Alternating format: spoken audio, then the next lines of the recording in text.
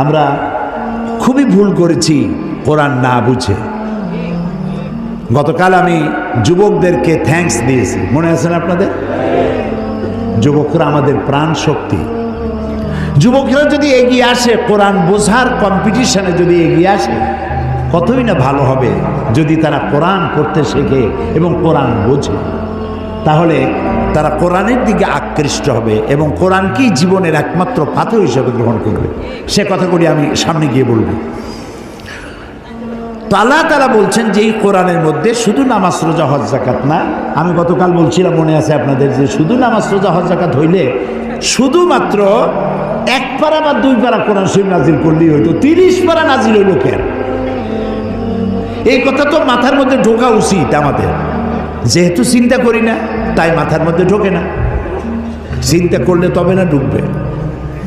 এখন দেখুন, আল্লাহ তাআলা বলছেন আমি আমার নবীকে ওহীর মাধ্যমে মুসা, নূহ, ইব্রাহিম, আদম প্রাগৈতিহাসিক ঘটনাবলী আমি এর দ্বারা জানাইছি কোরআন দিয়ে। রাসূল তো সেখানে উপস্থিত ছিলেন না। আল্লাহ তাআলা বলছেন তিলকা মিন আম্বাইল গায়বি নূহিহা ইলাইকা মা কুনতা তা'লামুহা আনতা ওয়ালা কওমুক মিন ক্বাবলি হাদা। তিলকা মিন আম্বাইল গায়ব, এটা হচ্ছে সেই অজ্ঞাত ঘটনা যা ওহীর মাধ্যমে আমি আপনাকে জানাইছি।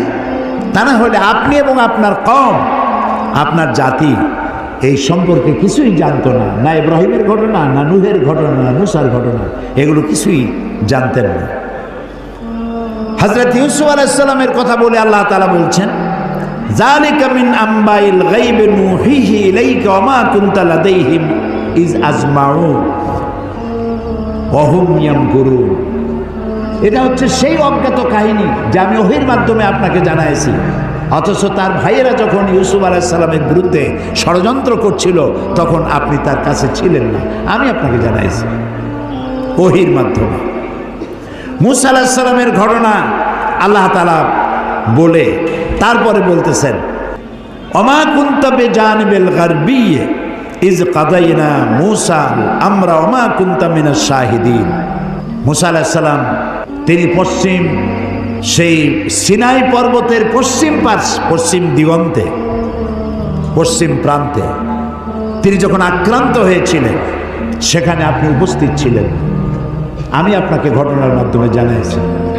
মূসা আলাইহিস সালামের উপরে যেখানে